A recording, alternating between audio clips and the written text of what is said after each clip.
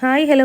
പനി പിടിച്ചിട്ട് തൊണ്ട ഇതുവരെ അങ്ങോട്ട് ക്ലിയർ ആയിട്ടില്ല. അങ്ങനെ ഇന്ന് എന്തായാലും ഞാനൊരു കിടിലൻ ബ്രേക്ക്ഫാസ്റ്റ് കഴിഞ്ഞ് നേരെ കോളേജിലേക്ക് പോയേക്കുക. ഇന്നത്തെ ഔട്ട്ഫിറ്റ് സാരിയാണ്.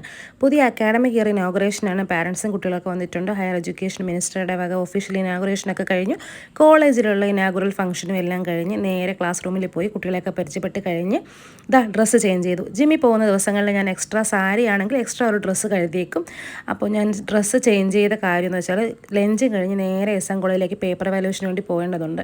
അപ്പോൾ എന്തായാലും ഡ്രസ്സ് ചേഞ്ച് ചെയ്തിട്ട് പോയാൽ നേരെ ജിമ്മിൽ പോകാമല്ലോ എന്ന് കരുതി പേപ്പറൊക്കെ എടുത്ത് ഷടപടേന്ന് നോക്കി തീർത്തു. കാരണം 4 മണിക്ക് മുന്നേ ഇറങ്ങിയാലേ ജിമ്മിൽ പോയിട്ട് കാര്യമുള്ളൂ. പക്ഷേ ഒരു അബദ്ധം പറ്റി, പേപ്പർ നോക്കിയിട്ട് തീർന്നില്ല.